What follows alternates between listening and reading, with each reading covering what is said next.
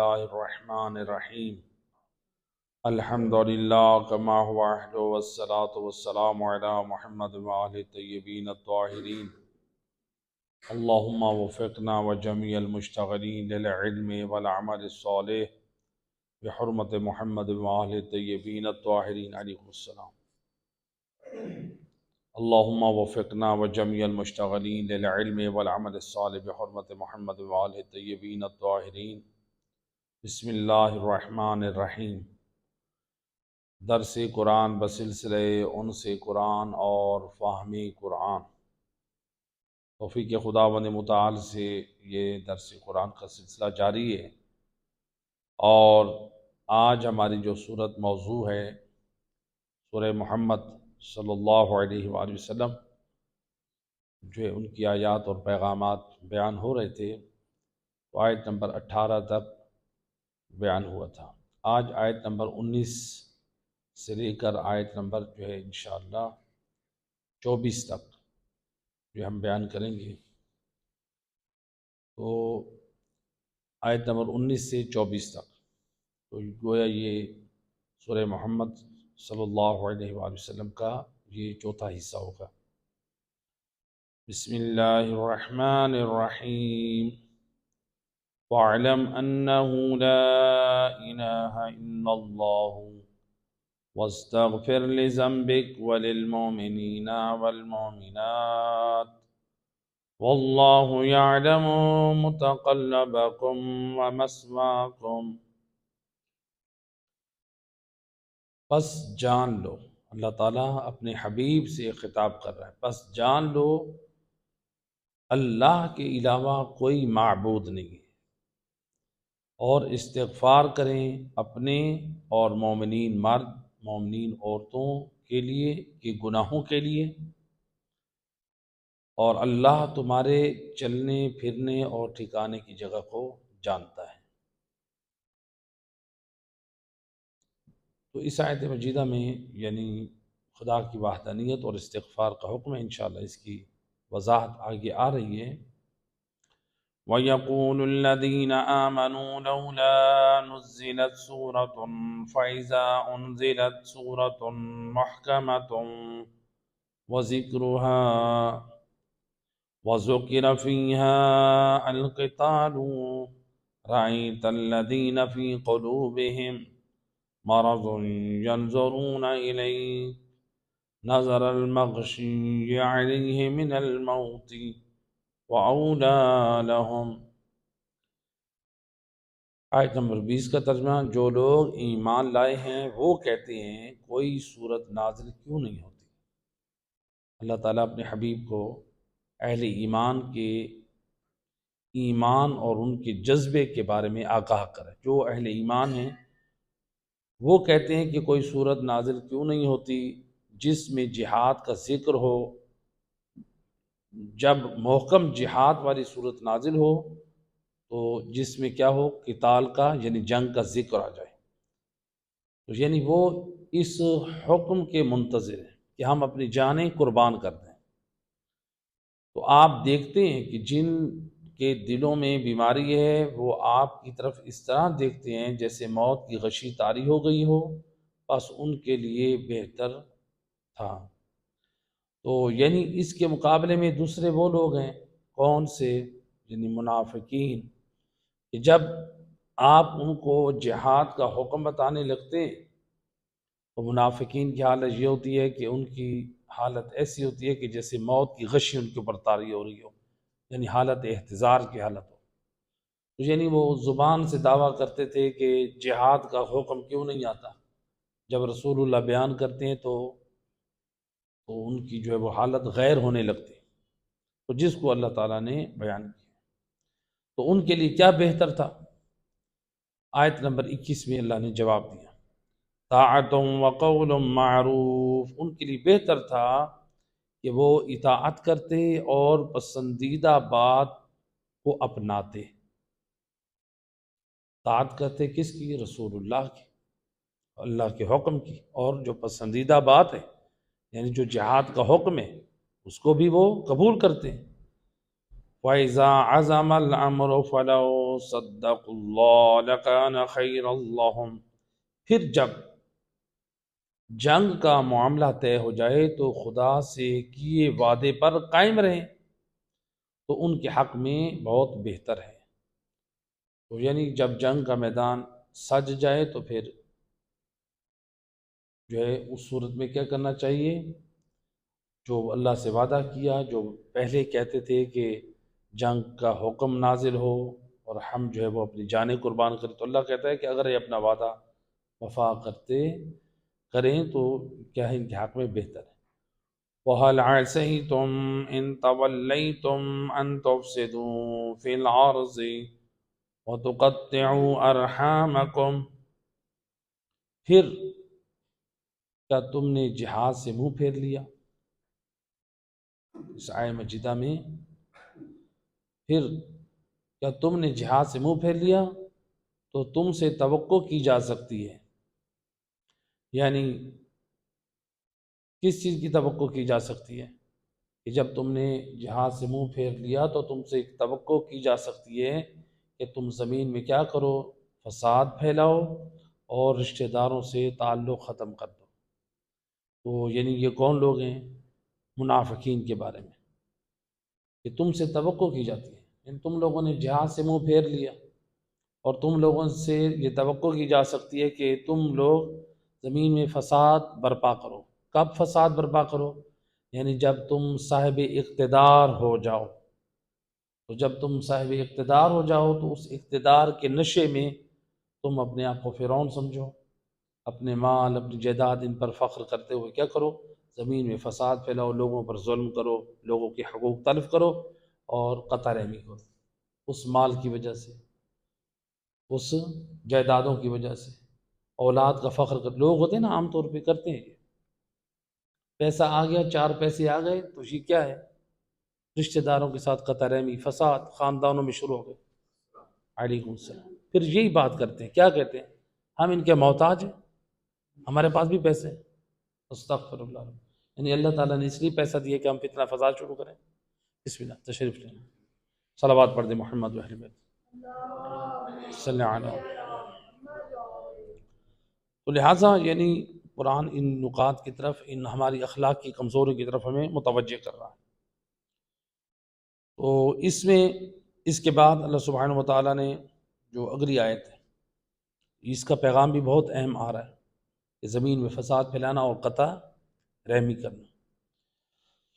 اولئک الذین لعنهم اللہ فاصمهم وعمی ابصارهم، اللہ فرماتا ہے یہی وہ لوگ ہیں جن پر اللہ کی لعنت ہے، یہ منافق لوگ یا یہ لوگ جو فساد پھیلانے والے، قطع رحمی کرنے والے اتنے بدبخت ہیں، اللہ قرآن میں ان پر لعنت کر رہا ہے۔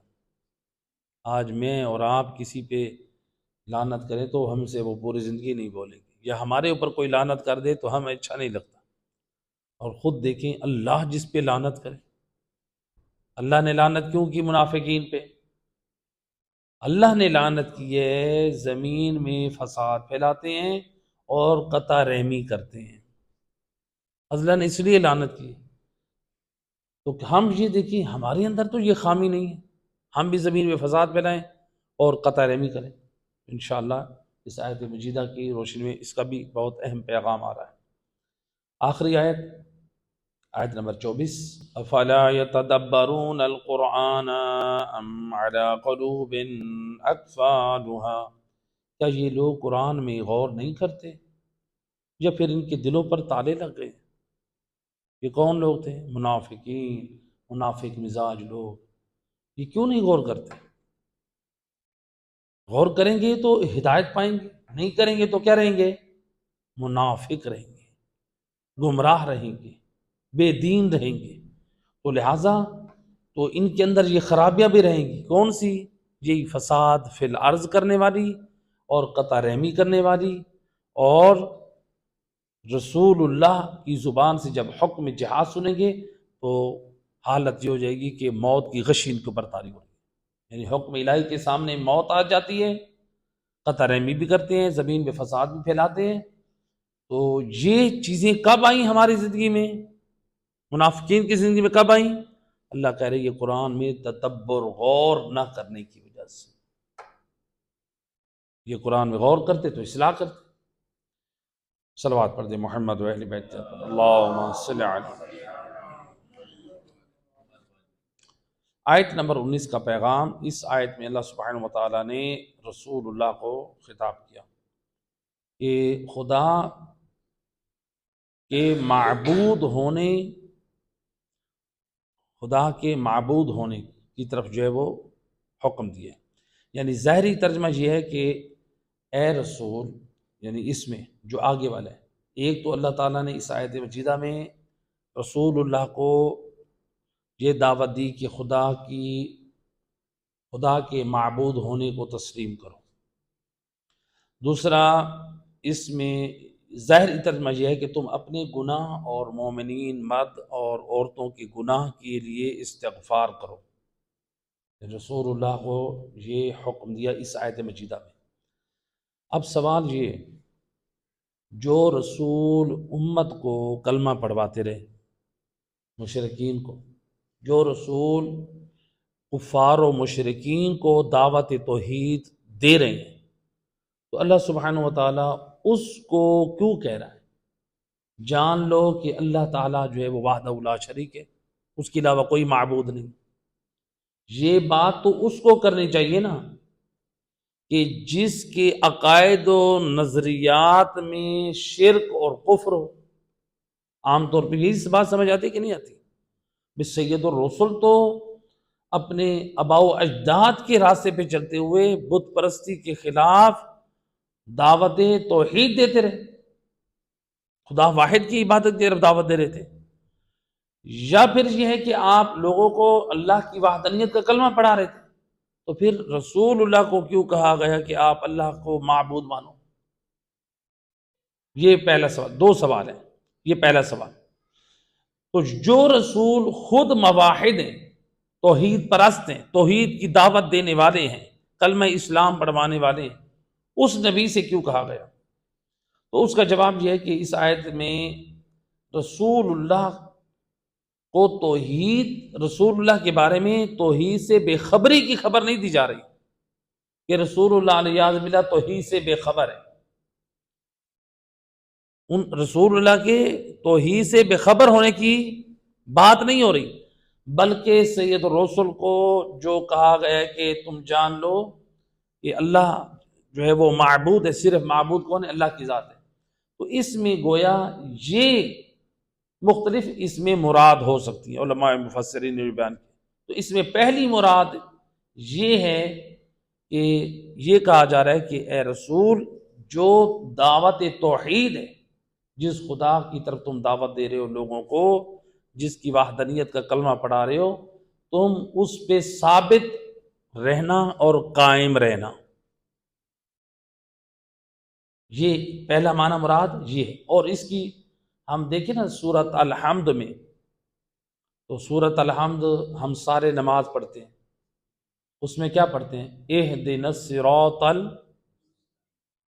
صراط مستقیم پہ عام ترجمہ کیا جاتا ہے ہمیں صراط مستقیم دکھا یا ہمیں ہدایت فرما، ایسے کہ نہیں؟ صراط مستقیم پر ہماری ہدایت فرما۔ اب رسول اللہ خود ہدایت ہیں یا نہیں؟ خود ہدایت، عین ہدایت ہے، یعنی ہم رسول کی طرف جائیں گے تو ہدایت پائیں گے۔ رسول اللہ کا وجود ہدایت ہے، نہ کہ ہم یہ کہیں علیہ باللہ رسول اللہ ہدایت پر ہیں، بلکہ آپ کا وجود عین ہدایت، یعنی ہدایت پر ہے۔ اللہ نے یعنی سید الرسل کو جو جس منصب سے نوازا ہے وہ ہے جو ہے وہ ہدایت ہے، ہدایت پر آپ کو بھیجا۔ تو اب سید الرسل ہدایت ہیں، تو ہم ہدایت کی طرف ہمیں جو ہے جانا ہے سب کو، یعنی رسول اللہ کی طرف۔ تو اب جو ہے رسول خدا صلی اللہ علیہ وآلہ وسلم کا وجود جب ہدایت ہے، اب رسول اللہ نماز میں پڑھتے ہیں کہ نہیں پڑھتے؟ اہدنا الصراط المستقیم۔ تو کیا رسول اللہ کا بھی اسی معنی میں نماز میں اہدنا الصراط المستقیم کی دعا کرتے ہیں؟ تو لہٰذا ہر جگہ پہ ہر فرد کے لیے دعا یا جملے کا ایک معنی نہیں ہوتا. ہم لوگ کہہ سکتے ہمارے لیے یہی معنی ہوگا. ہم ہدایت سے دور ہیں تو ہم کہیں گے بار الہ تو ہماری ہدایت فرما. تو سید الرسل جو ہے وہ ہدایت، یعنی آپ مرکز ہدایت ہیں، تو آپ یہ نہیں کہہ رہے میرا اللہ تو ہدایت فرما، بلکہ بار الہ جس ہدایت پر تو نے مجھے رکھا ہے اس پر مجھے ثابت رکھ، اس پر مجھے قائم رکھ، میں یہ کام کرتا رہوں. یعنی یہ معنی مراد ہے. یا دوسرا معنی علماء نے جو بیان کیا ہے، علماء مفسرین نے، کہ رسول اللہ کو یہ جو کہا گیا ہے کہ اللہ کے علاوہ کوئی معبود نہیں ہے. دوسرا معنی یہ معنی مراد ہے کہ یعنی اے رسول، دشمن کی افراد کے نسبت آپ نے گھبرانا نہیں. آپ اپنی مشکلات کے حل کے لیے خدا سے دعا کیجیے، اللہ آپ کے ساتھ ہے، وہی آپ کو ہر مشکل سے باہر نکالے گا. لہٰذا آپ جس ہدف اور مقصد کو لے کے چل رہے ہیں، آپ جو ہے وہ اس کے اوپر قائم رہیں. یہ ہے. تو لہٰذا اسی سے ہمیں یہ پیغام بھی ملا کہ جس پر رسول اللہ قائم ہیں، یعنی کہا گیا کہ آپ دشمن کے مقابلے میں گھبرائے نہیں، آپ کا مرکز اللہ کی ذات ہونی چاہیے. تو ہمیں بھی یہی کہا گیا کہ تم بھی رسول اللہ کے راستے پہ چلو. کون سا رسول اللہ کا راستہ؟ کہ سید الرسل طیف میں گئے تو پتھر پڑے، زخمی ہوئے. مکہ کے بازاروں میں، محلوں میں جاتے تو آپ کو پتھر، آپ کو گالم گلوچ، آپ کو شاعر، جادوگر، نہ جانے کیا کچھ کہتے اور رسول اللہ پر ظلم ڈھاتے. لیکن سید الرسل نے کیا کیا؟ اپنے ہدف اور مقصد کو جاری رکھا اور اللہ کے دین کی ترویج بھی کرتے رہے، توحید کی تبلیغ بھی کرتے رہے، اور خدا کی عبادت بھی ایسی کی جو اللہ نے رسول اللہ کی عبادت کو مختلف صورتوں میں بھی بیان کر دیا. اور جہاں تک کہہ دیا طٰہٰ ما انزلنا علیک القرآن لتشقیٰ، اے میرا حبیب طٰہٰ، اس لیے تیرے اوپر قرآن نازل نہیں کیا ہے تو اپنے آپ کو مشقت میں ڈالتے. اللہ اکبر. یعنی جس سے یہ اندازہ ہوتا ہے رسول اللہ اپنی فریض رسالت سے بڑھ کر اس قدر جذبہ رکھتے تھے ترویج دین اسلام کا، اپنے فریضے سے بڑھ کر خدمت انجام دے رہے کہ پروردگار اپنے حبیب کو تسلی دے رہا، انہیں اپنے آپ کو مشقت میں ڈال دیا. تو اب سید الرسل وہ تمام زحمتیں برداشت کر رہے ہیں، عبادت میں بھی اس قدر اپنے آپ کو تھکا رہے ہیں، عبادت خدا کر کر کے آپ کے پاؤں متورم ہو جاتے تھے. اور پھر کیا کہتے تھے سید الرسل؟ ما عبدناک حق عبادتک، بار الہ جو تیرا حق عبودیت تھا وہ میں مصطفیٰ ادا نہ کر سکا. لہٰذا یہ کیا تھا سید الرسل کا؟ یہ تواضعاً تھا، عاجزی کے طور پر. یہ آپ کا ایسے تھا. صلوات پڑھیں محمد و اہل بیت.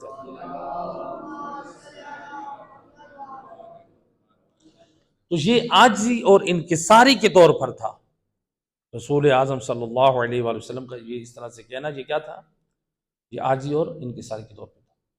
تو بہرحال تو اس طرح سے سید الرسل نے اللہ کی بندگی، اور ہمیں بھی یہی پیغام ملا کہ آپ کیا کرو، آپ بھی سید الرسل کے راستے پہ قائم رہتے ہوئے اللہ تعالیٰ سے یعنی یہ دعا کرو، یعنی عاجزی اور انکساری. یہ تھا اس کی پہلے جو آیت مجیدہ میں جو پہلا سوال تھا کہ جب رسول اللہ دعوت توحید دے رہے ہیں، اللہ کی وحدانیت کا پیغام دے رہے ہیں، لوگوں کو کلمہ اسلام پڑھوا رہے ہیں، تو پھر اللہ تعالیٰ نے کیوں کہا کہ تم جو ہے خدا کی معبود ہونے کا اقرار، یعنی تم جان لو کہ اللہ کے علاوہ کوئی معبود نہیں. تو جواب اس کا ہو. دوسرا یہ ہے کہ اے رسول، ظاہری ترجمہ، تم اپنے اور مومنین مرد اور عورتوں کے گناہوں کے اوپر استغفار کرو. اب سوال ہے، ہمارا شیعہ اثنا عشریہ کا عقیدہ ہے ہم انبیاء کو اور ائمہ ہدیٰ علیہ السلام کو معصوم مانتے ہیں. وہ گناہ کیا کجا وہ گناہ کا تصور بھی نہیں کرتے. تو جب نبی گناہ نہیں کرتے تو پھر نبی استغفار کیوں کریں؟ سوال ہے کہ نہیں؟ جب نبی گناہ ہی نہیں کرتے تو پھر اللہ تعالیٰ ان کو استغفار کے بارے میں کیوں کہہ رہا ہے؟ تو یہاں پر جو ہے استغفار کرنا جو رسول اللہ سے طلب کی مطالبہ ہوا کہ آپ استغفار کریں، استغفار کرنے کا لازمہ یہ نہیں ہے کہ نبی علیہ بلا گناہ گار ہے۔ اللہ نبی کے گناہ گار ہونے کی خبر نہیں دے رہا، بلکہ رسول اللہ سے استغفار کا مطالبہ کر رہا ہے، اپنے لیے بھی کریں اور مومنین کے لیے بھی کریں۔ اپنے لیے کریں گے تو یعنی متوجہ الی اللہ ہوتے ہوئے مومنین مردوں اور عورتوں کے لیے استغفار کریں گے تو یعنی یہ مقام شفاعت ہے۔ رسول اللہ جس کے لیے استغفار کریں گے اس کو رسول کی شفاعت حاصل ہوئی یا نہ ہوئی؟ رسول کی شفاعت ہوئی، یعنی اللہ نے معاف کر دیا، رسول کی شفاعت ہوئی نا۔ آج جو لوگ شفاعت کے منکر ہیں تو ذرا غور کریں، اسی آیت مجیدہ میں اللہ خود اپنے حبیب سے کہہ رہے ہیں کہ مومنین مردوں اور عورتوں سے ان کے لیے مغفرت کریں۔ تو لہذا یہ ایک اور بھی انشاءاللہ ان قریب کسی مقام پر آئے گا۔ بعض ہمارے اندر علماء کے اوپر ایک الزام ٹھہرایا جاتا ہے کہ یہ علماء وہابی یا مقصر ہیں۔ انشاءاللہ میں بیان کروں گا کسی مناسب مقام پہ کہ 24 چیزیں ہیں جس کے اوپر ایمان شیعہ اثنا عشریہ رکھتے ہیں اور جس کے اوپر جو مذہب وہابیت ہے وہ ان 24 چیزوں کا انکار کرتی ہے، اور جو ان 24 چیزوں کو نہیں مانتا ہم اس کو مذہب تشیع سے اس کا تعلق نہیں سمجھتے، بلکہ علماء اہل سنت بھی ان میں سے بہت ساری چیزوں کو تسلیم کرتے ہیں جو بریلوی مذہب۔ تو اصل میں لا علمی اور نادانی کی وجہ سے یعنی قوم کو علماء اور اہل علم سے دور کر دیا گیا، تو جب بر جہالت ہے، لہذا شفاعت یہ تو قرآن سے ثابت ہے، اور ان میں ایک یہی ہے، قرآن سے ہمارا عقیدہ جو ہے یہ شفاعت قرآن سے ثابت ہے۔ صلوات پڑھتے محمد۔ تو اب یہ جو استغفار تھا یہ کس معنی میں ہے؟ اب رسول اللہ جو استغفار کریں گے وہ کیوں کریں گے؟ تو ابھی جو ہم ذکر کر رہے تھے کہ سید الرسل جو استغفار کر رہے ہیں وہ اللہ تعالیٰ کی بارگاہ میں عاجزی اور انکساری کے طور پہ، مثلا مثال کے طور پہ دیکھیں، میں ایک مثال دیا کرتا ہوں۔ ہمارے معاشرے میں ایک شخص ہے، نیک ہے، نمازی ہے، دیندار ہے، نماز تہجد پڑھتا ہے، نماز شب۔ آپ کی ملاقات ہوئی، آپ نے کہا کہ جناب مجھے بھی اپنی نماز شب میں دعاؤں میں یاد رکھا کریں۔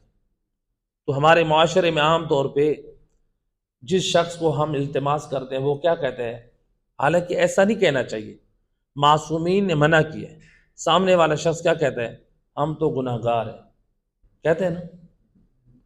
حالانکہ آپ اس کے تقدس کو جانتے ہیں، آپ اس کی نمازوں کو جانتے ہیں، آپ اس کی شرافت کو، اس کی پرہیزگاری کو، اس کی دینداری کو دیکھتے ہیں، لیکن وہ گناہ لوگوں کے سامنے کرتا ہی نہیں ہے اور وہ گناہوں سے اپنے آپ کو بچاتا بھی ہے، لیکن ہمارے سامنے وہ عاجزی اور انکساری کے طور پہ کیا کہتا ہے؟ میں گناہ گار ہوں، میں خطا کار ہوں، حالانکہ ہم سارے اس کو مقدس اور نیک دیکھ رہے ہوتے ہیں۔ تو یہ اس کی عاجزی اور انکساری ہے، تو اس کو بھی چاہیے کہ یہ عاجزی انکساری صرف اللہ کے سامنے۔ مومن کو کیا کہنا چاہیے پھر؟ انشاءاللہ خدا نے توفیق دی تو ضرور ایسا جملہ بھی ادا نہ کرے کہ جس سے یہ ظاہر ہو کہ ہاں میں نماز شب پڑھتا ہوں، کہیں ریاکاری نہ ہو جائے، کہ جی انشاءاللہ ضرور خدا نے توفیق دی، ضرور یاد رہا، ضرور، اس طرح سے یہ نہ کہیں ہم گناہ گار ہیں، ہم خطا کار ہیں۔ یہ دروس قرآن، درس اخلاق، یہ محافل مجالس، یہاں سے ہماری اصلاح ہوتی ہے۔ صلوات پڑھتے محمد وحی اللہم صلی علیہ۔ تو لہٰذا اب سید، اور اب دیکھیں عام بندہ کیا ہے؟ نیک ہے، مقدس ہے، دیندار ہے، پرہیزگار ہے، نمازی ہے، نماز شب پڑھتا ہے، لیکن کیا کہتا ہے وہ؟ جی میں تو گناہ گار ہوں، میں تو خطا کار ہوں۔ تو یعنی وہ ہمارے سامنے اب کیا اس کا یہ عاجزی کرنا ہمارے سامنے انکساری کرنا، کیا ہم یہ کہیں گے کہ یہ تو خطا کار اور گناہ گار ہے؟ کیا اس کے اس جملے کے بعد ہم معاشرے میں لوگوں کو کہتے ہیں وہ جی نمازی جو ہے وہ گناہ گار خطا کار ہے، کہتے ہیں؟ نہیں کہتے۔ ہم یہ سارے سمجھ رہے ہوتے ہیں کہ وہ اس کی عاجزی اور انکساری ہے، ایسے کہ نہیں ہے؟ تو جب دنیا والوں کے سامنے عاجزی اور انکساری میں اعتراف خطا نہیں ہے، تو جو سید الرسل معرفت کے اعلیٰ درجے پہ فائز ہیں، جو اللہ کی عبادت اور بندگی کر رہے ہیں، اور پھر بھی وہ کیا کہتے ہیں؟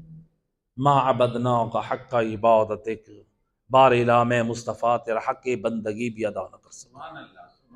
یہی عاجزی ہے، یہ انکساری ہے، یہ اسی عاجزی اور انکساری میں تو لہٰذا جو ہے وہ آپ کیا کرتے ہیں؟ استغفار، یعنی اللہ کے ذات کے سامنے اپنے آپ کو کم تر جانتے ہیں، تو کم تر جب سمجھیں گے تو وہ کیا ہے؟ اپنے جو استغفار کرتے ہیں، تو یہ ہے، تو استغفار خود عبادت ہے۔ ہمیں اس سے یہ پیغام ملا، دیکھیں رسول اللہ کو کہا گیا کہ آپ استغفار کریں، ہمیں یہاں سے یہ پیغام ملا جب معصوم ہستیوں سے استغفار کا مطالبہ کیا گیا کہ تم اپنے لیے استغفار کرو، مومنین مردوں اور عورتوں کے لیے استغفار کرو، جب معصوم ہستیوں سے تقاضا استغفار کرو، تو ہم جو گناہگار ہیں بدرجہ اولا ہماری ذمہ داری بڑھ جاتی ہے کہ ہم اپنی زندگی میں زیادہ سے زیادہ استغفار کریں، ہے کہ نہیں؟ ہماری ذمہ داری زیادہ بن جاتی ہے، لہذا استغفار۔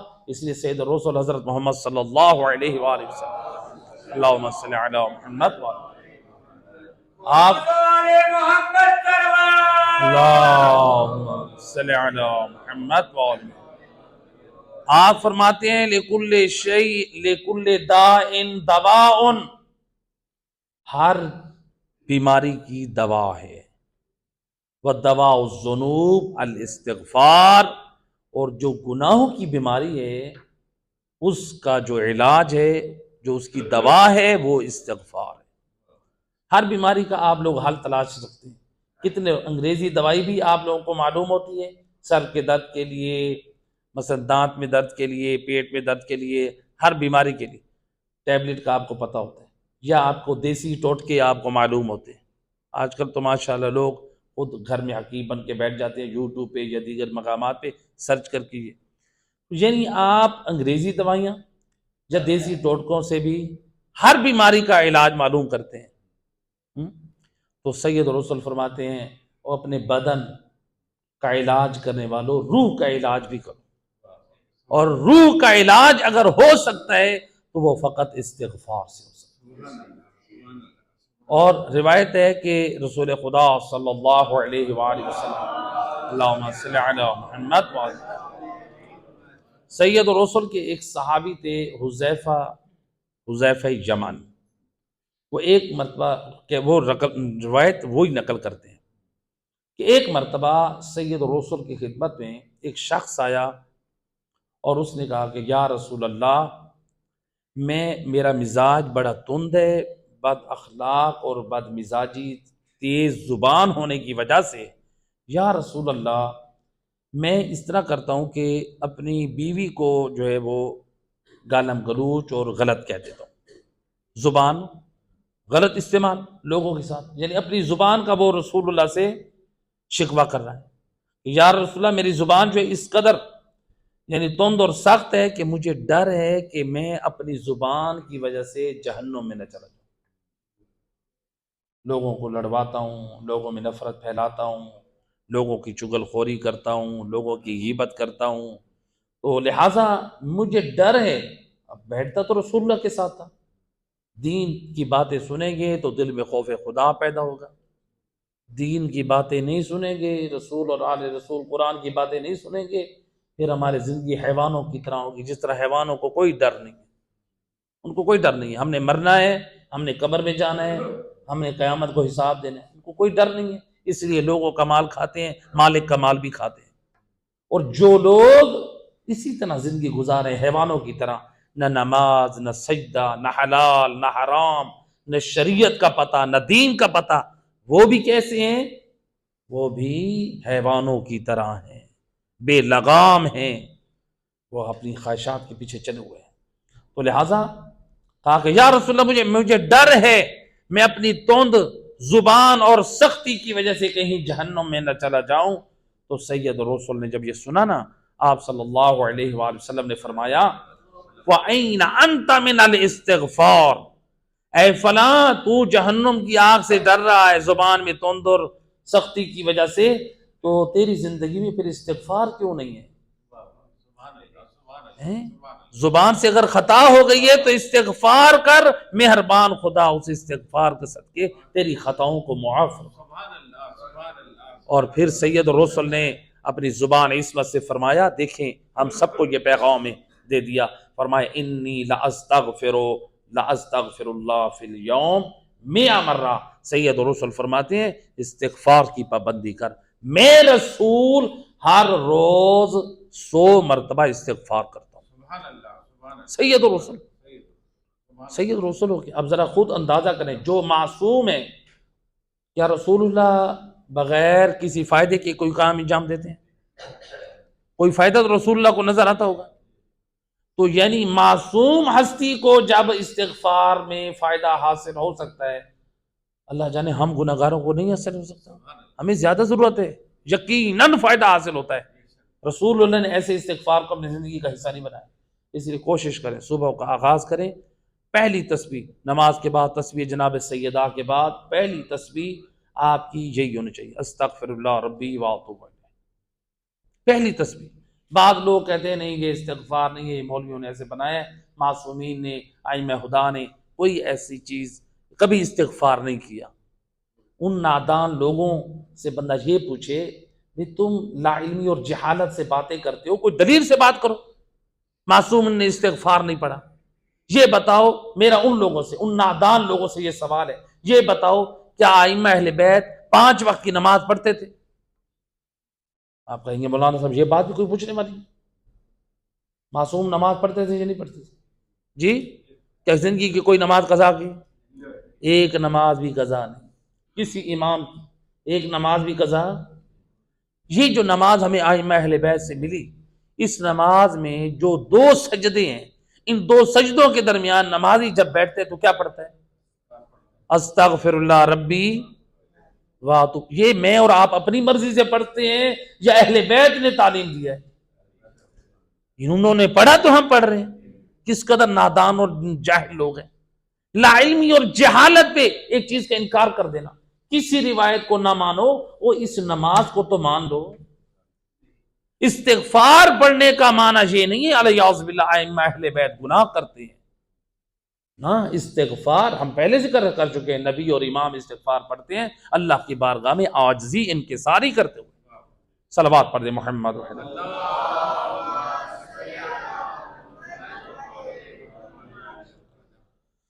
تو لہٰذا یہ جو ہے یہاں پر ہمیں ایک پیغام ملا۔ صلوات پڑھیے دیگر بار وظیف اللہم صلی علی۔ یہ تھا آیت نمبر 19 کا پیغام۔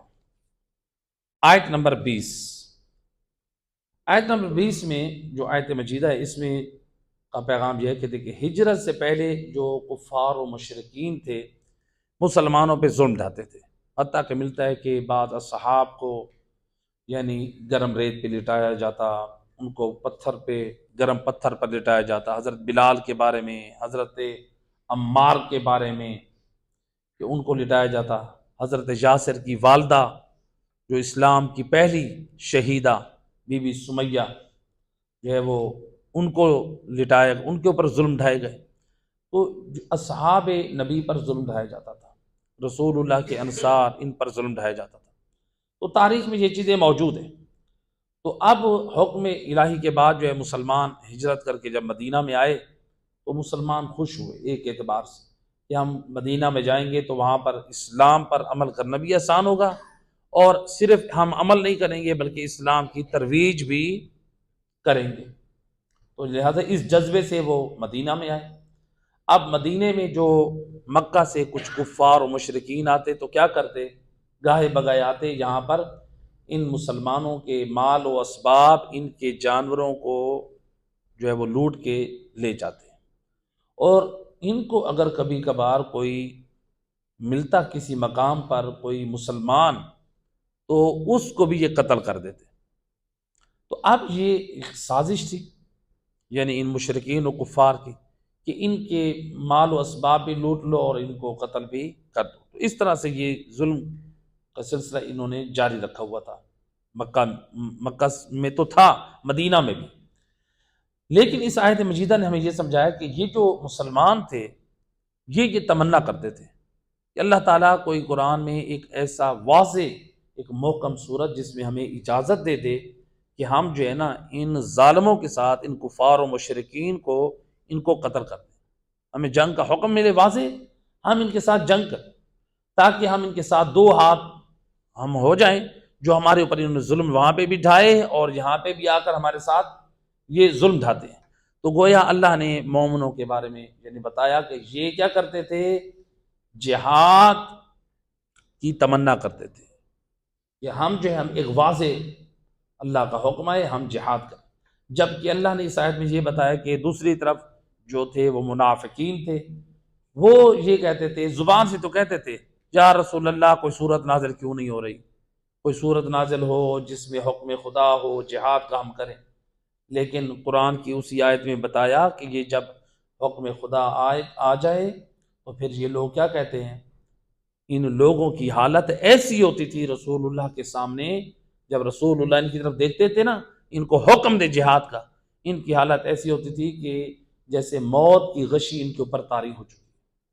یعنی سکرات موت کے وقت انسان کی حالت ہوتی ہے نا، آنکھیں پھر جاتی ہیں غیر حال، اس طرح ان کے چہروں پر ایک وحشت اور خوف کہ اب ہمیں بھی موت کا حکم دیا جا رہا ہے. تو یعنی اب یہ کیا تھا،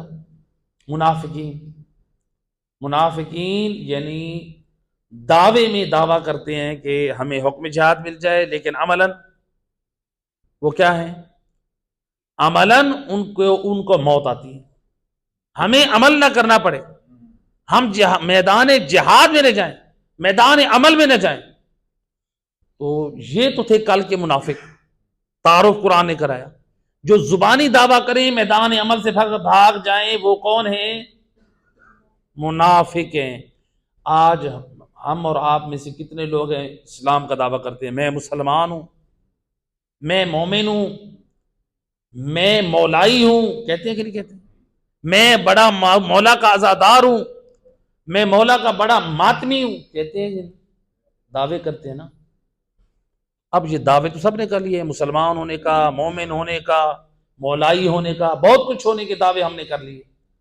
یہ جو دعوے کیے ہیں اب میدان عمل میں بھی ہم نے اپنے اسلام کو ثابت کیا ہے.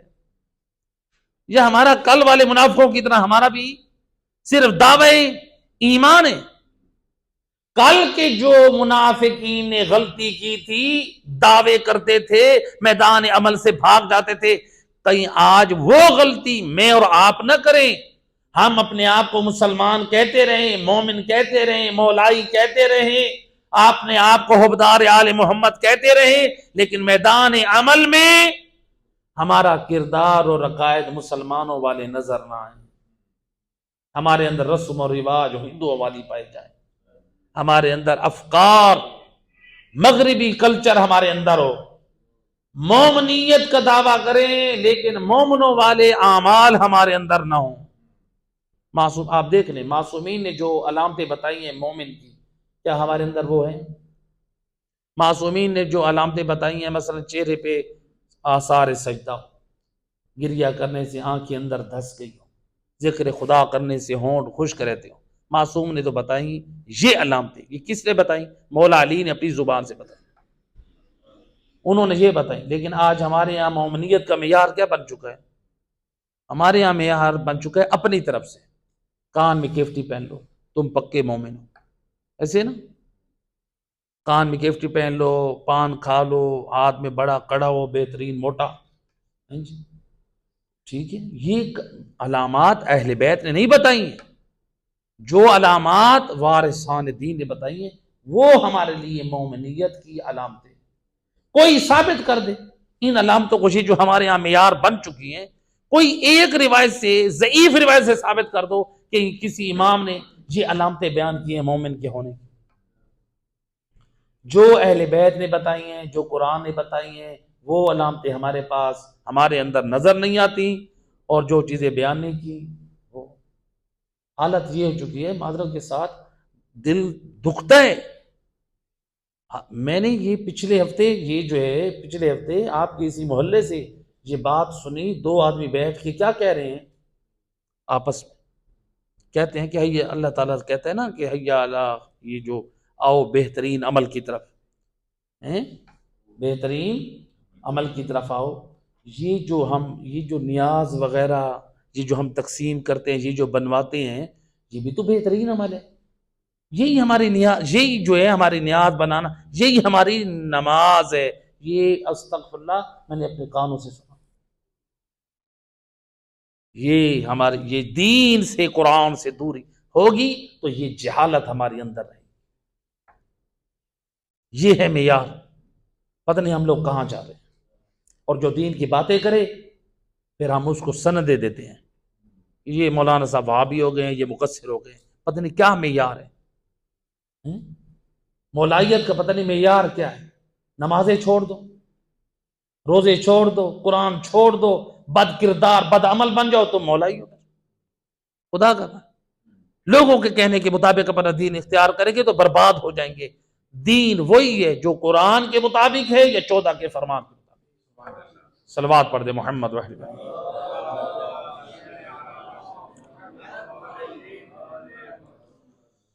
لہذا آیت نمبر 20، آیت نمبر 21 کا پیغام، اس میں اللہ سبحانہ وتعالیٰ نے فرمایا کہ اگر یہ لوگ یعنی کیا کرتے، اچھی اطاعت کرتے رسول اللہ کی اور اچھی بات پر عمل کرتے، جبکہ جنگ کا معاملہ طے ہو جائے تو اللہ کے کیے ہوئے وعدے پر اگر یہ لوگ قائم رہیں تو ان کے حق میں بہتر ہے. تو یعنی اس آیت میں یہ سمجھایا کہ منافقین جو دعویٰ کرتے تھے جہاد کا، جب حکم آ گیا تو اب ان کو چاہیے تھا کہ اس پر رسول اللہ کی اطاعت کرتے، اس اچھی بات کے اوپر عمل کرتے اور اس اپنے وعدے کو وفا کرتے تو ان کے لیے بہتر تھا. تو انہوں نے وعدہ وفا نہ کیا، جھوٹا وعدہ کرتے تھے اور رسول اللہ کی بات پر عمل نہ کیا، تو گویا انہوں نے اپنے منافق ہونے کی خبر دے دی. کہ دعویٰ کرتے تھے کہ آپ کے ساتھ ہیں، جہاد کا حکم نازل ہو ہم آپ کے ساتھ ہیں، لیکن جب آ گیا اسی وعدے سے پھر گئے. اس لیے معصوم فرماتے ہیں جو بندہ وعدہ کر کے وعدہ وفا نہ کرے وہ منافق ہے.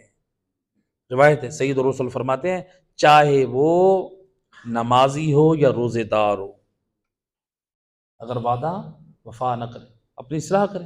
آج ہم کتنے لوگ ہیں مثلا وعدہ وفا کرتے ہیں. سکول والوں سے وعدہ کیا آپ کو ہر 5 تاریخ کو ہم فیس دیں گے، وعدہ کیا، وعدہ وفا کیوں نہیں کرتے.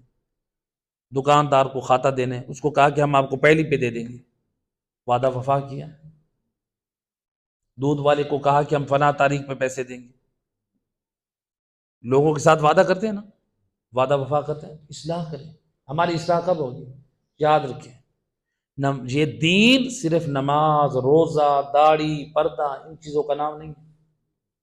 سچ بولنا یہ بھی دین کا حصہ ہے، وعدہ وفا کرنا یہ بھی دین کا حصہ ہے جی. اپنے آپ کو حرام کاموں سے بچانا یہ بھی دین کا حصہ. تو لہٰذا دیندار مکمل بنے، صرف 2-4 چیزوں پر عمل کرنے کا نام دین نہیں ہے. صلوات پڑھ دے محمد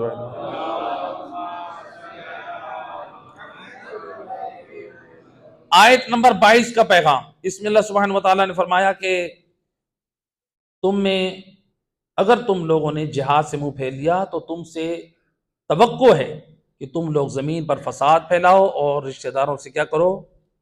قطع رحمی کرو. تو اب یہ آیت حقیقت میں کس کے حق میں ہے؟ منافقین کے بارے میں، جو منافق مزاج ہیں. تو کیا گویا اللہ قرآن میں بتا رہا ہے کہ اگر تم اقتدار پہ آ جاؤ تو تم لوگ کیا کرو گے؟ زمین میں فساد پھیلاؤ گے اور رشتہ داروں سے قطع تعلقی کرو گے. تو قرآن نے یہ کردار کس کا بتایا کہ اس کردار کے مالک کون ہیں جو زمین میں فساد پھیلائیں اور رشتہ داروں سے تعلق ختم کر دیں؟ قرآن نے بتایا یہ منافقین کا کردار ہے. کس کا کردار؟ منافقین کا ہے. تو کل کے جو منافقین تھے وہ فساد فی الارض کرنے والے تھے، رشتہ داروں سے قطع تعلق ہی کرنے والے تھے. کہیں ایسا نہ ہو آج انہی منافقین کا کردار ہم اپنا لیں۔ اگر اللہ نے قرآن میں منافقین کی مذمت کی ہے تو کس وجہ سے کی ہے؟ قطع رحمی کرنے سے اور لڑائی جھگڑا کرنے سے۔ دو چیزیں، اگر منافق کے اندر ہو تو وہ قابل مذمت ہے اور اللہ نے اس کی مذمت قرآن میں کر دی۔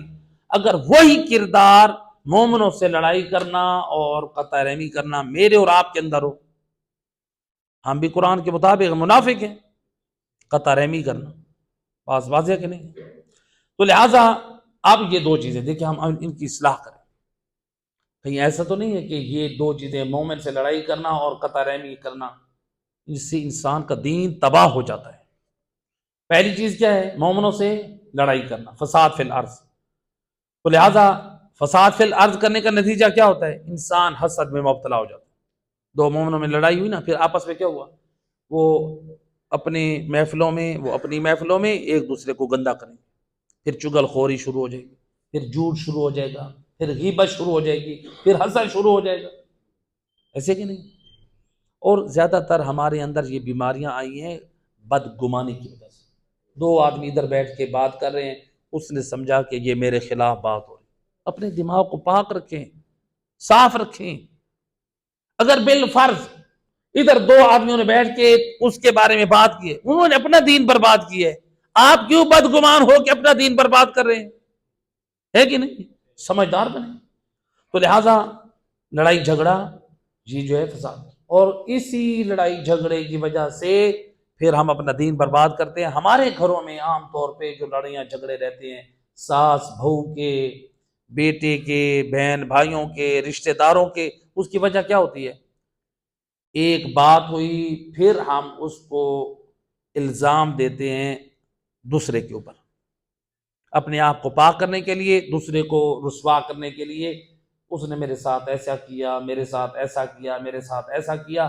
ہم نے دوسرے کی ساری خامیاں اکٹھی کر کے اس کو تو لوگوں کے سامنے کر دیا رسوا۔ میں نے رسوا تو کر دیا کسی کو، کہ وہ رسوا ہوا؟ رسول خدا صلی اللہ علیہ وسلم سید رسول فرماتے ہیں، جو کسی مومن کو رسوا کرنے کے بارے میں ارادہ کرتا ہے نا، اللہ اس کو اس کے اپنے گھر میں رسوا کرتا ہے۔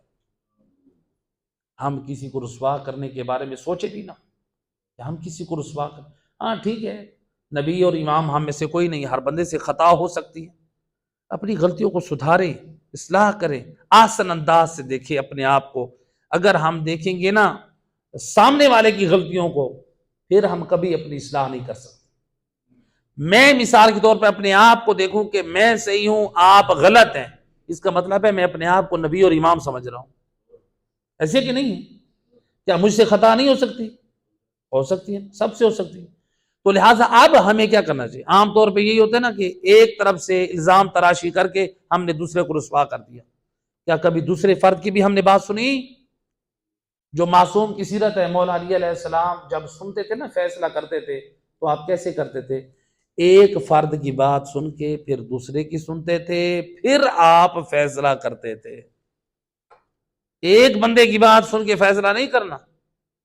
علماء کے پاس، مجتہدین فقہاء کے پاس مومنین آتے ہیں۔ نجف اشرف میں جب ہم تھے تو وہاں پر فقہاء کے پاس بھی مومنین آتے تھے۔ پہلے وہ کیا کرتے تھے؟ پہلے ایک فرد کی بات سنتے تھے، ایک گروہ کی، پھر دوسرے کی، پھر ان کے درمیان صلح و صفائی کی بات کرتے تھے، صلح کا راستہ نکالتے تھے کہ ان کے درمیان صلح و صفائی ہو جائے۔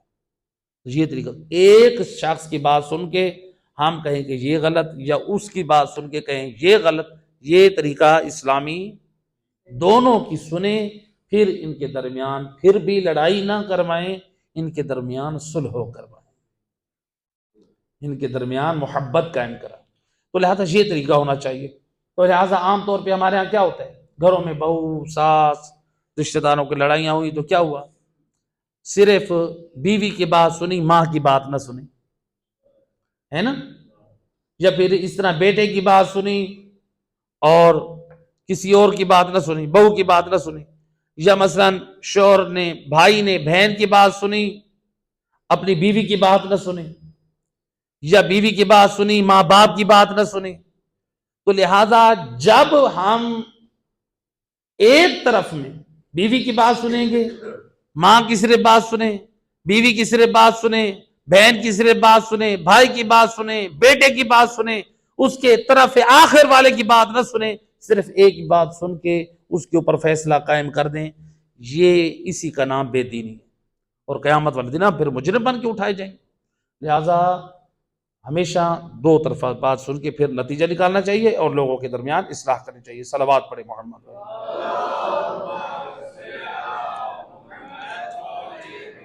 کوشش کریں لوگوں کے درمیان صلح و صفائی۔ رسول اللہ فرماتے ہیں سب سے اللہ کو جو محبوب قدم ہے نا، وہ قدم پسند ہے سب سے زیادہ، میں حدیث میں پڑھ رہا تھا، سب سے زیادہ قدم اللہ کو وہ پسند ہے جو صلہ رحمی کے لیے لوگوں کے گھر میں چل کے جاتا ہے۔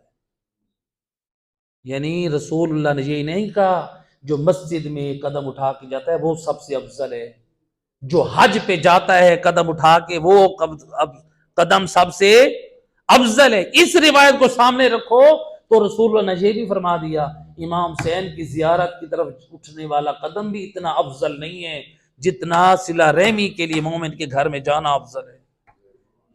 اللہ اکبر، ہم کہاں کریں؟ ٹھیک ہے، تو بہرحال اصلاح ہونی چاہیے، تو قطع رحمی کو ختم کرنا چاہیے۔ جو ہمارے ہاں عام طور پہ لوگوں میں چھوٹی چھوٹی باتوں پہ رنجشیں ہوتی ہیں، نفرتیں بڑھ جاتی ہیں، تو روایت ہے کہ امام محمد باقر علیہ الصلوۃ والسلام، اللہم صل علی، امام فرماتے ہیں ثلاث خصال لا يموت صاحبهن حتى يرى وبالهن، امام فرماتے ہیں تین برے کام ایسے ہیں ان کو انجام دینے والا اس وقت تک نہیں مرتا جب تک ان کا برا نتیجہ اپنی زندگی میں نہیں دیکھتا۔ پہلی آنکھوں سے دیکھے گا پھر اس کو موت آئے گی۔ یہ جو اس نے تین برے کام انجام دیے، تینوں میں سے کوئی ایک جو اس نے برا کام یہ انجام دیا، پہلے اس کا نقصان دنیا میں اٹھائے گا پھر اس کو موت آئے گی۔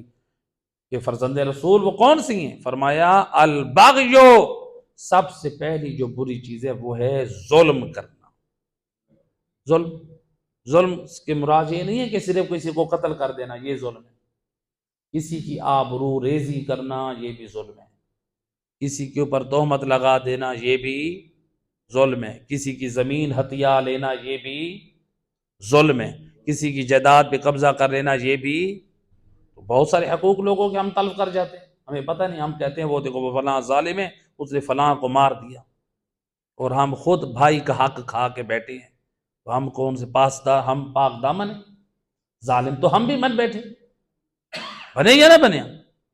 ہم قاتل کو صرف ظالم کہہ رہے ہیں تو جو بھائی کا حق کھانے والا ہے، ایک دیوار بھی حتیٰ کہ شریعت کہتی ہے آپ نے بھائی کے حق میں سے ایک دیوار بھی کھائی ہے نا، اپنی مرضی سے تقسیم بندی اپنی مرضی سے کی ہے، بھائیوں سے تمام رشتہ داروں کو سامنے بٹھا کر اپنی مرضی سے کی ہے، وہ دیوار بھی آپ کے لیے شرعاً حرام ہے۔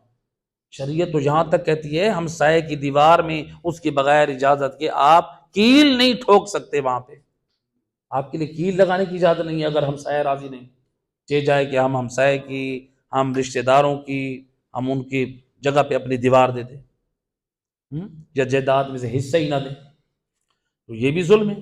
تو ظلم نمبر 2 وقطیعۃ الرحم، فرمایا قطع رحمی کرنا، یہ بھی کیا ہے؟ قطع رحمی کرنا یہ بڑا، یہ ایسا گناہ ہے جب تک قطع رحمی کرنے والا اس قطع رحمی کا عذاب نہیں دیکھے گا اس وقت تک اس کو موت نہیں آئے گی۔ نمبر 3 والیمین القاذبہ، جھوٹی قسم کھانے والا۔ عام طور پر ہوتے ہیں نا اپنے آپ کو سچا کہنے کے لیے جھوٹی قسمیں لوگ اٹھا لیتے ہیں، کہاں پہ؟ عدالتوں میں، گھروں میں، مسجدوں میں جھوٹی قسمیں۔ تو امام فرماتے ہیں جھوٹی قسم اٹھانے والا پہلے رسوا ہوگا پھر اس کو موت آئے گی۔ کہتے ہیں کہ عدالتوں میں جو قرآن ہوتا ہے نا وہ قرآن نہیں ہوتا، ویسے جلد ہوتی ہے، وہاں 1-2 کاغذ رکھ دیے جاتے ہیں، چونکہ وہاں پہ عام طور پہ قسمیں جھوٹی کھلوانی ہوتی ہیں، یہ بھی استغفر اللہ ربی بات ہو۔ دوبارہ ایک میرے نالج میں ایک بات آئی تھی، یہ بھی ہے جھوٹی قسم، ایک ورق بھی کیوں نہ ہو، ہے تو قرآن، نہ ہو پورا قرآن، جھوٹی قسم انسان کو برباد کر دیتی ہے، تو لہٰذا جھوٹی قسم کبھی نہ کھائے۔ تو لہٰذا قطع رحمی اس قدر گناہ ہے کہ سید الرسول فرماتے ہیں آپ صلی اللہ علیہ وآلہ وسلم، اللہم، آپ فرماتے ہیں لا يدخلون الجنہ مدمن الخمر ومصدق السحر وقاطع الرحم۔ سید الرسول فرماتے ہیں تین بدبخت ایسے ہیں جو جنت میں داخل نہ ہوں گے۔ پہلا وہ جو شراب پینے والا ہے، نمبر دو جو جادو کی تصدیق کرنے والا، کہتا ہاں جادو تو حق ہے، یعنی اس کو قرآن حق نہیں نظر آتا، اس کو جادو حق نظر آتا ہے، اور تیسرا وقاطع الرحم جو قطع رحمی رشتہ داروں سے تعلق توڑنے والا ہے۔ تو اس کا مطلب یہ نہیں ہے، صلہ رحمی کا مطلب یہ نہیں ہے کہ ہم کسی کے گھر میں چار پائی ڈال کے کھانا پینا سارا ادھر ہی ہم کریں۔ صلہ رحمی میں سے یہ ہے کہ آپ کو باہر ملے، آپ اس کے ساتھ حسن سلوک کے ساتھ دعا کریں، سلام کریں، خندہ پیشانی سے ملیں، اپنی خوشی اور غمی میں اس کو یاد کریں، اسی کا نام صلہ رحمی۔ جی تو لہٰذا سید رسول نے، آپ نے فرمایا کہ مجھے جبرائیل امین نے خبر دی ہے کہ 1000 سال کی مسافت، یعنی ایک تیز گھوڑا دوڑتا رہے 1000 سال تک، تو وہاں تک جنت کی خوشبو جاتی ہے۔ 1000 سال تیز گھوڑا دوڑتا رہے، وہاں تک جنت کی خوشبو جاتی ہے، لیکن 3 بدبخت ایسے ہیں جو جنت کی اس خوشبو سے محروم رہیں گے۔ جنت تو کیا، جنت کی خوشبو سے بھی محروم رہیں گے۔ نمبر 1 آپ کے والدین کا نافرمان۔ نمبر 2 قاطع الرحم، رشتہ داروں سے تعلق توڑنے والا۔ نمبر 3 زانی بوڑھا۔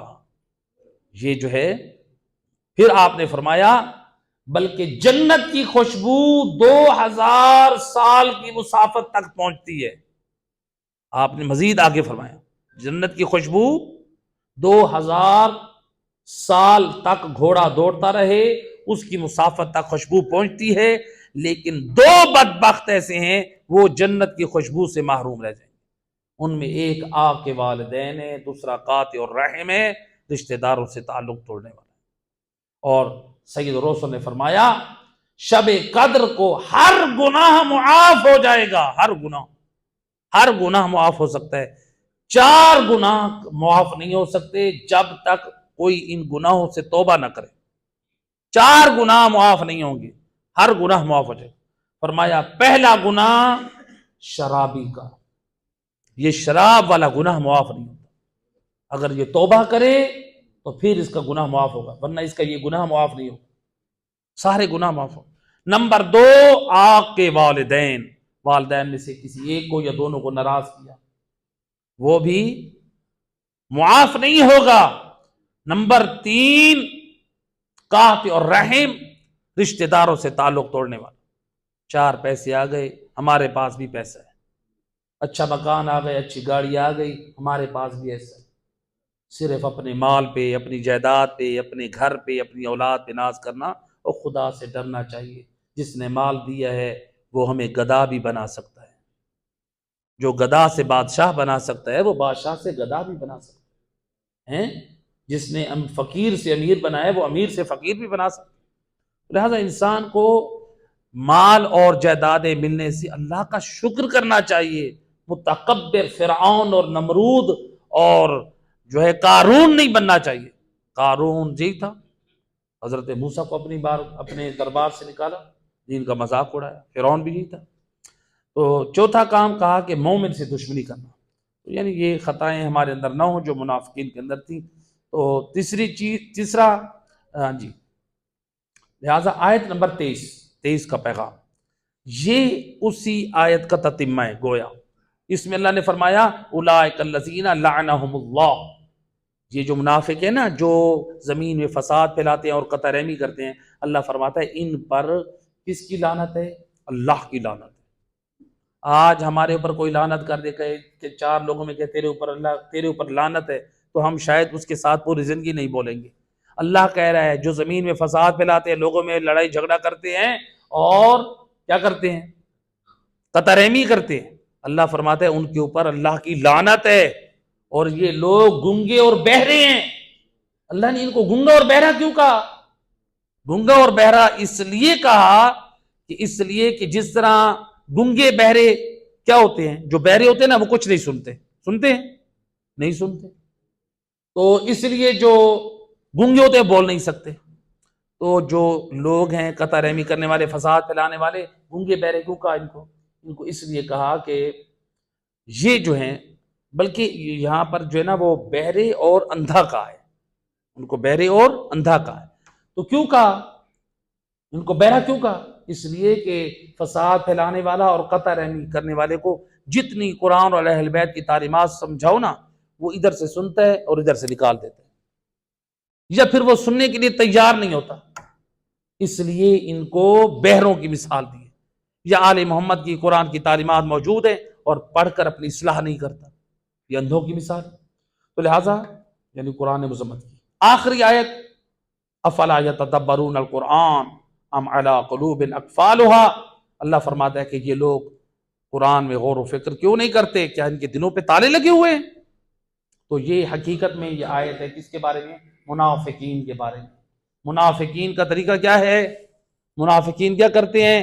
اپنے کی بد عمالی، اپنی بد کرداری کی اصلاح نہیں کرتے، تو گویا اللہ یہ کہہ رہا ہے کہ اگر یہ قرآن میں غور و فکر کریں تو اپنے بد عقیدتی اور بد اعمالیوں کی اصلاح کریں گے۔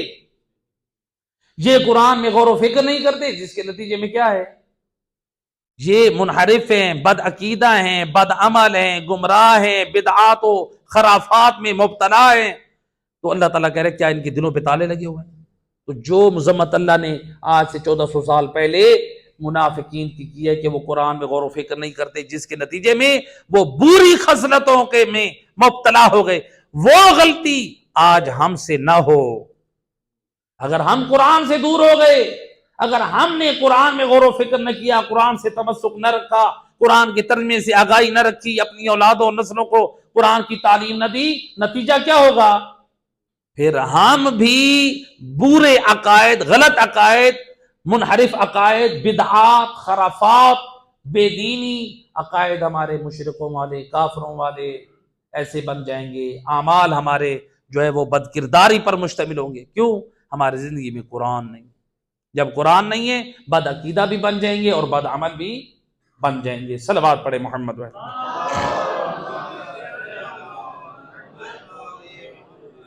تو لہٰذا اب دیکھیں قرآن کتنا عظیم ہے۔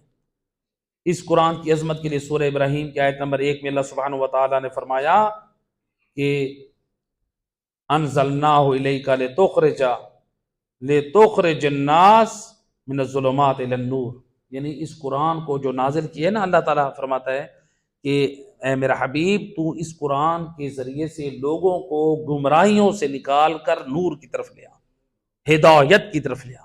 تو اس کا مطلب ہے اللہ نے جو قرآن کے نازل ہونے کا مقصد بیان کیا کہ میرا رسول لوگوں کو ہدایت کی طرف دعوت دے گا تو قرآن کے ذریعے سے۔ تو جن لوگوں کی زندگی میں قرآن نہیں ہے، اب دیکھیں کیا وہ دیندار ہے، وہ نمازی ہے، وہ شریعت کے پابند ہیں؟ جس کی زندگی میں قرآن نہیں ہے، یعنی نہ وہ قرآن سنتا ہے نہ قرآن کی تعلیم، ہاں ایک مرتبہ یہ ہے کہ وہ قرآن بیچارہ نہیں سمجھ سکتا لیکن علماء کو سنتا ہے، تو ظاہری بات ہے علماء کا کلام بھی تو قرآن پر مشتمل ہوتا ہے یا وارثان قرآن پر مشتمل ہوتا ہے۔ تو لہذا قرآن سے تمسک نہیں رکھیں گے تو بد عقیدہ اور بد کردار ہو جائیں گے، بے دین اور بد عمل ہو جائیں گے۔ قرآن سے تمسک رکھیں، قرآن سے تمسک نہیں رکھیں گے تو پھر ہمارے اندر جو انحرافات آ جائیں گے، اعتقادی بھی اور عملی طور پہ بھی۔ تو تربیت شرط ہے، صرف قرآن پڑھنا بھی کافی نہیں۔ دیکھیں میں کہا کرتا ہوں کہ تعلیم دو طرح سے، ایک ہے دنیاوی تعلیم اور ایک ہے دینی تعلیم۔ دنیاوی تعلیم کو جیسے اسکول سے لے کر یونیورسٹی تک کتنے ہمارے نوجوان ہیں، پڑھ لکھ جاتے ہیں، اعلیٰ پوسٹ پہ ہوتے ہیں، دفتروں میں بیٹھے ہیں، لیکن وہ کیا کرتے ہیں؟ لوگوں کے کام کرنے کے لیے وہ پیسہ لیتے ہیں، ہمدردی نہیں ہے دل میں۔ کوئی غریب کھڑا ہے، بھئی آپ سیلری لے رہے ہو، آپ کیوں حرام مال جمع کر رہے ہو؟ یا پھر اسی طرح سے بیٹھے ہیں، دفتر میں بیٹھے ہیں، تو ہمارے اندر کتنی وہاں پر آ جاتی ہے، ہم افسر بن گئے، اب اپنی افسری پر، اپنے عہدے پہ ناز کرتے ہوئے لوگوں پہ فخر کریں، غرور کریں، تکبر کریں، جھوٹ بول رہے ہیں، دو نمبری کر رہے ہیں، دھوکہ دے رہے ہیں۔ پھر ہم نے جی میں افسر لگوں تو داڑھی مڈوانا شروع کر دی، یعنی ہر بے دینی کا کام کرنا ہم نے شروع کر دیا۔ پھر بولنے میں بد اخلاق، بد مزاج بن گئے۔ تو اس کا مطلب ہے اس تعلیم نے شعور نہیں دیا ہے۔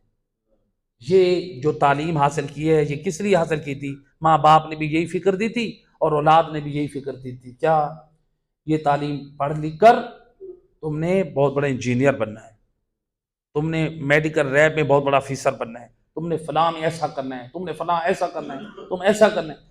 اس کا مطلب ہے کہ جب ہم اولاد کو یہ بتا رہے ہیں کہ تم نے پڑھ لکھ کر پیسہ کمانا ہے، تو پھر دین کی فکر کہاں گئی؟ شریعت کی فکر کہاں گئی؟ اخلاقیات کی فکر کہاں گئی؟